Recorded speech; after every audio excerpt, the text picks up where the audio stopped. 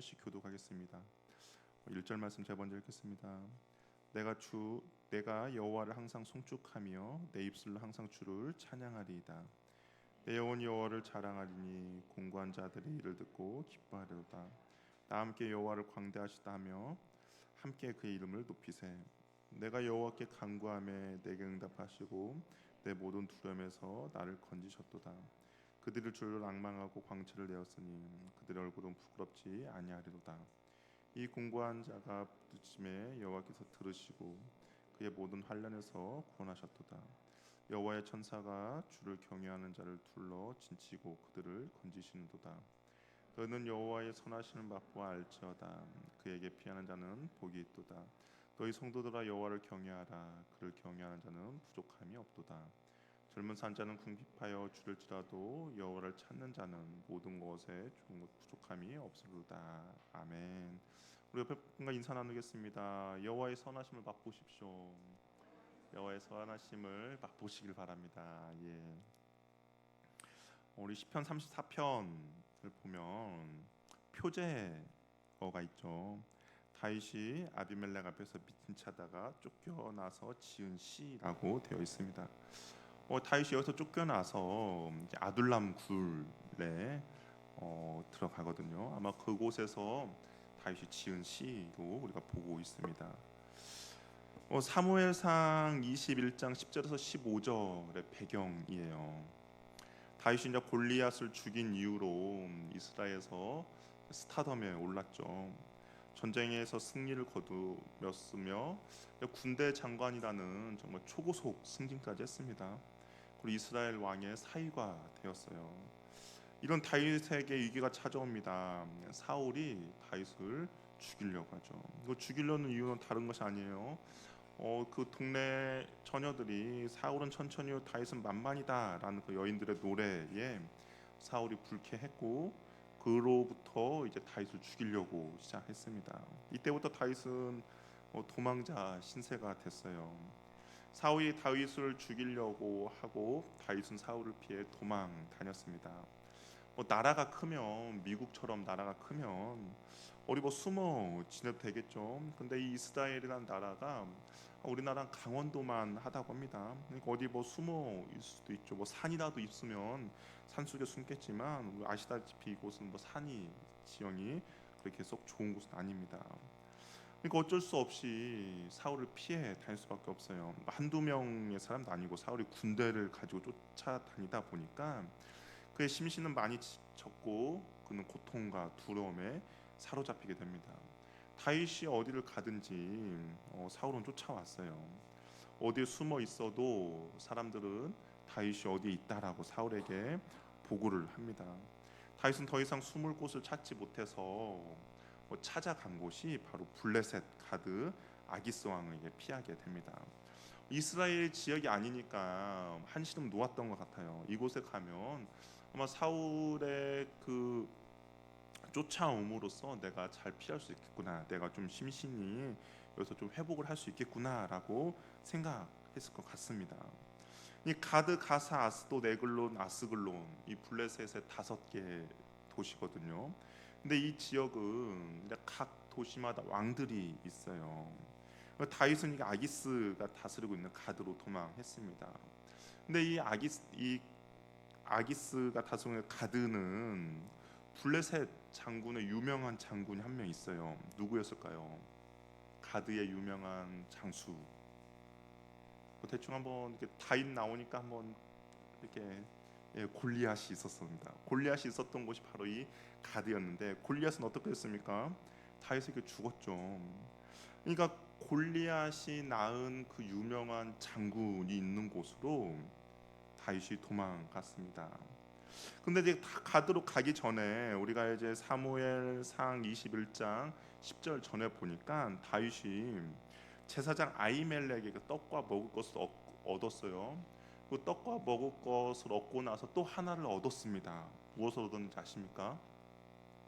무엇을 얻었을까요? 골리앗의 칼을 얻었습니다. 그러니까 어렸을 때 다윗이 골리앗을 죽였는데 그 칼을 아마 아히멜렉이 따로 보관하고 있었던 것 같아요. 그냥 떡과 먹을 것을 얻으러 가니까 그것을 내어 줬습니다.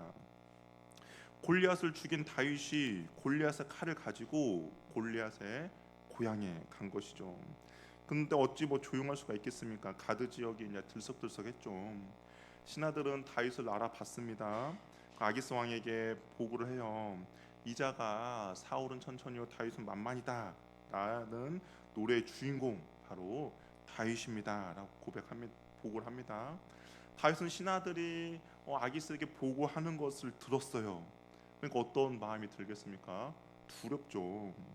성경에 보니 다윗은 사울에 대하여 두려워했다라고 되어 있는데 아기스에 대해서는 이 사무엘상 21장 10절 15절 이 아기스에 대해서는 뭐라고 표현했냐?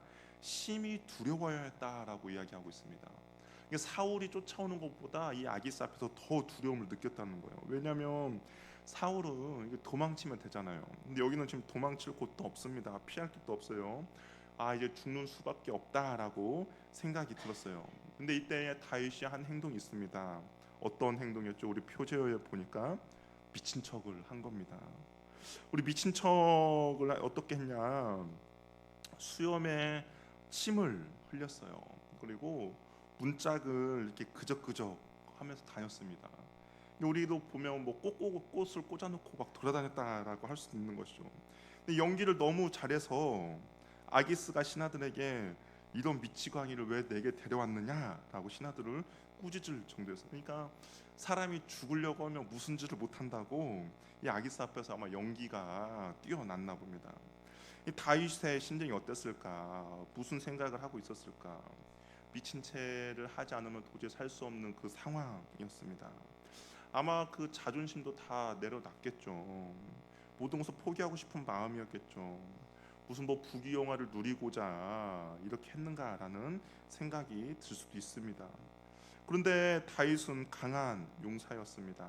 그래서 다윗은 그런 상황 가운데서도 어떻게 했느냐? 오늘 이제 그 쫓겨 아기스가 다시 돌려 보냅니다.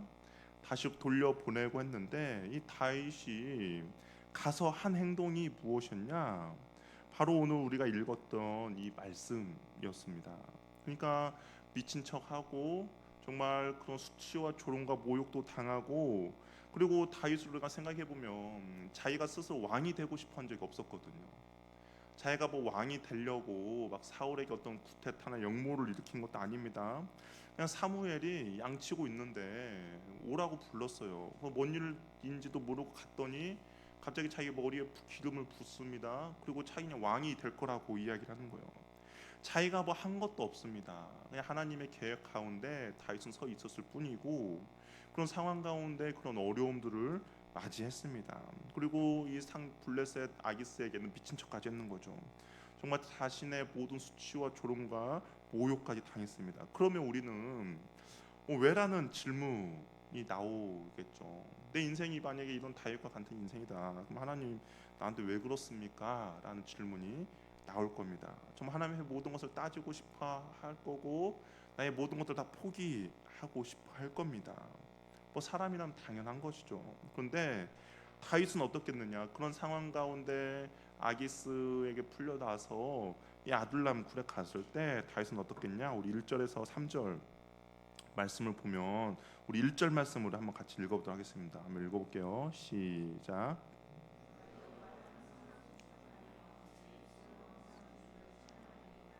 내가 여호와를 항상 송축한다라고 합니다. 항상이라고 하죠. 내 입술로 항상 주를 찬양한다라고 얘기합니다.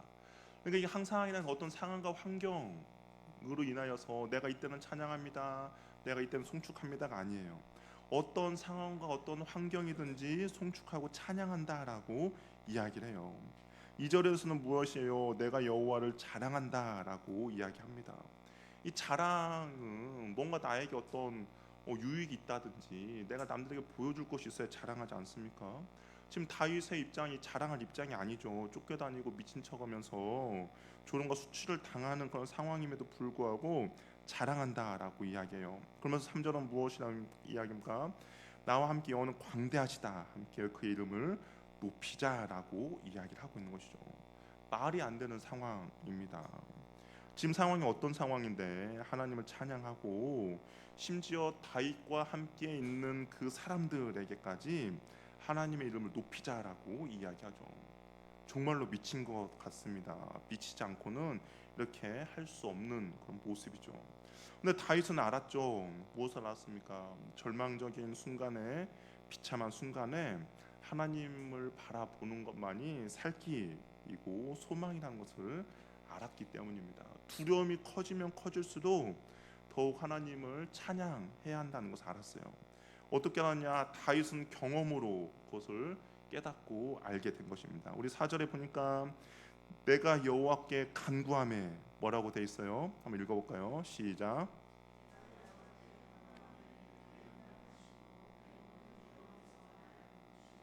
예, 이것은 과거형이죠. 다윗이 힘들고 어려울 때 하나님께 간구했어요. 그때 하나님께서 응답하시고 모든 두려움에서 나를 건지셨다라고 이야기합니다. 우리 6절도 볼까요?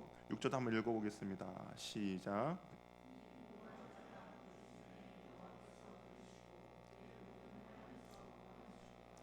예, 이 공고한 자가 하나님께 부르짖었더니 하나님께서 들으시고 모든 환난에서 구원해 주셨다라고 이야기합니다.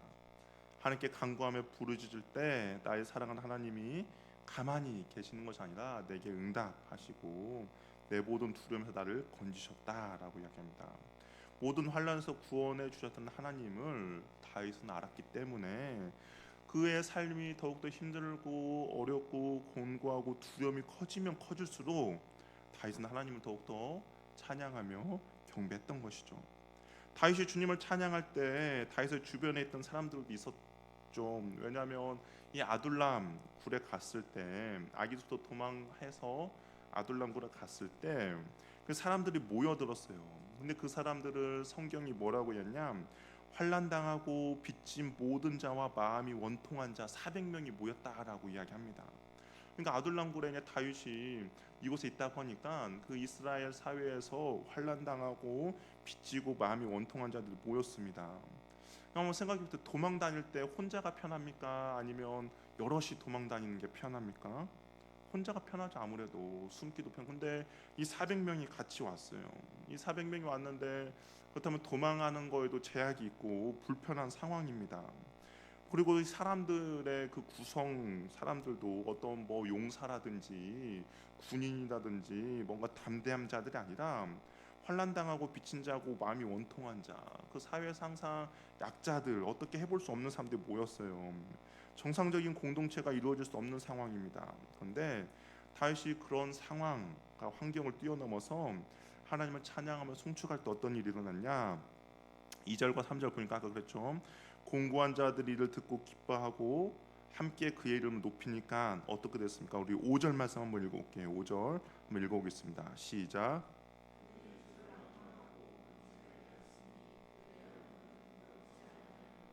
예, 그들의 얼굴이 광채가 났고 그들의 얼굴이 부끄럽지 않다라는 거예요.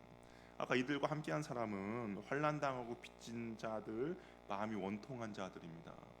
얼마나 근심과 걱정이 많았겠습니까? 그리고 정말 어디 갈 데가 없으니까 다윗에게 온 거 아니겠습니까? 다윗이 뻔히 도망자라는 걸 알면서도 갈 데가 없으니까 그에게 왔어요. 그런데 그들이 함께 찬양하고 주님의 이름 높여드리니까 그들의 얼굴은 부끄럽지 않았다라는 것이죠. 하나님을 찬양할 때 하나님 주시는 평강이 그들 가운데 임했다라고 이야기합니다. 그래서 다윗은 말하고 있어요. 무엇을 말하냐? 8절 말씀이죠. 우리 한번 읽어보겠습니다. 시작.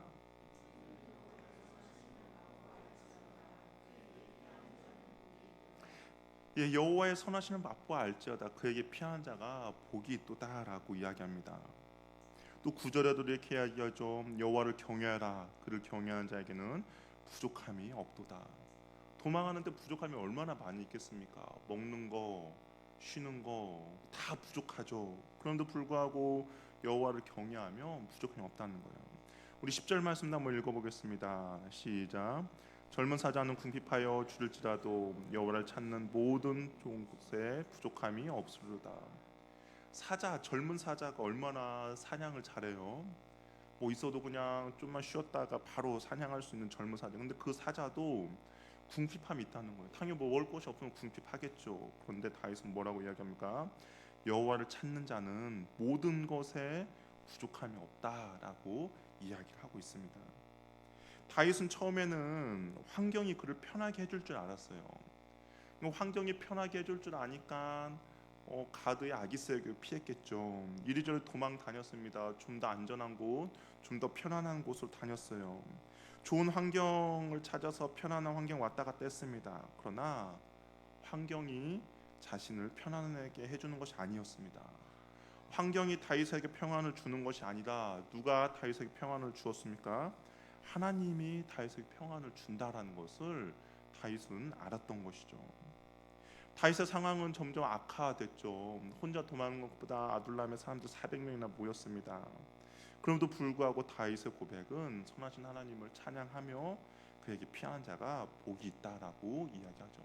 상황과 환경이 나에게 평안을 주는 것이 아니라 여호와 하나님만이 나에게 평안을 준다라고 이야기를 하고 있습니다. 하나님께 피하는 자만이, 주님을 경외하는 자만이 그에게 모두 부족함이 없을 것이다라고 이야기하고 모든 좋은 것으로 채워 주실 거라고 이야기를 하고 있는 것이죠. 힘들고 어려울 때 나에게 응답해 주시고 나를 구원해 주시는 하나님임을 고백합니다. 나를 위해 최고의 것을 주고자 하시는 그 선하신 하나님을 다윗은 경험했고, 그리고 그의 상황과 환경이 어려울수록, 공고할수록 더욱더 하나님을 붙들며 나가는 것이죠. 우리가 지금 상황이 어렵고 희망이 없다라고 하더라도 다윗처럼 그 정도 절망은 아니지 않습니까? 어찌 보면 그런 나의 상황이 힘들고 어려운 것은 어찌 보면은 하나님께서 바로 여호와의 선하심을 맛보게 해주는 기회라고 할 수가 있는 것이죠. 만약 다윗에게 이런 공고한 상황, 두려운 상황, 낙심하며 절박한 상황들이 없었다면 그는 하나님을 만나고 경험하는 것 또한 없었을 것입니다. 두렵고 힘들고 그런 어려운 상황 가운데 더욱더 하나님을 붙잡고 의지했더니 그 하나님이 더욱더 다윗에게 은혜를 베풀어 주신 것이죠. 그가 기록한 시편들을 보면 어떻습니까? 항상 두려움과 고통과 배신의 상황이었죠. 죽음이 다윗을 애워싸고 있는 상황이었습니다. 아무것도 할 수도 없었어요. 그러나 그 상황 가운데 다윗은 하나님만을 바라보았고 하나님을 찬양했고 하나님께만 피했습니다. 그랬더니 하나님께서는 다윗에게 살 길을 허락해 주시고 소망을 주시고 평안을 허락해 주신 것이죠. 하나님은 어떤 분이십니까? 선하신 분인 것이죠. 우리 그의 최고의 것을, 가장 선한 것을 우리에게 주시길 원하시는 분이다라는 겁니다. 우리는 어떤 상황과 환경으로 인해서 하나님을 평가하죠. 나에게 좋은 것이 있으면 좋으신 하나님, 나에게 어떤 안 좋은 것이 있으면 하나님께 불평과 원망을 쏟아놓습니다. 그러나 하나님의 성품은 성경에서는 선하다라고 이야기해요. 그러면 그의 성품이 선하면 그의 동기와 모든 과정과 모든 것들은 어떻습니까? 선하죠. 선한 분이 선하게 행동하기 때문에 그 결과도 선한 결과를 가져올 수밖에 없다라는 겁니다. 근데 사단은 우리들에게 항상 속삭이죠. 뭐라고 속삭입니까? 하나님의 선하심을 믿지 못하게 만듭니다. 하나님의 그 선하심에 대해서 왜곡한 인식을 심겨줍니다. 우리 어떻게 보면 인간이 최초로 하나님께 범죄했을 때, 창세기를 보았을 때도 이 아담과 하와에게 사단이 접근했을 때 그 하나님의 선하심이 아니라 하나님의 어떤 부족한 부분, 그러니까 우리가 하나님을 온전히 선하게 바라보지 못하게 함으로써 하나님의 왜곡된 시선을 갖게 함으로써 하나님께 불순종하게 만들었죠. 그것처럼 지금을 살아가고 있는 저와 여러분들에게도 사단은 선하신 하나님을 온전히 바라보게 하는 것이 아니라 언제나 왜곡된 인식을 심어준다라는 겁니다. 여러분 어떻습니까? 하나님이 나에게 지금 어떤 나의 상황과 환경을 내가 원하지 않는 일이 벌어지고 있습니다. 그럼에도 불구하고 하나님은 선하십니까? 그렇게 고백하실 수 있습니까?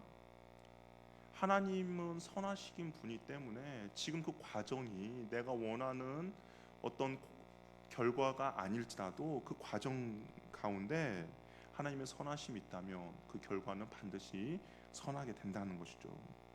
성경은 하나님은 선하신 분이시다. 그에게 부르짖는 자는 모든 환난에서 구원하신다. 여호와를 찾는 자는 모든 좋은 것에 부족함이 없다라고 성경은 말하고 있지만 사단은 뒤돌아서면 우리의 마음 가운데 속삭인다라는 겁니다.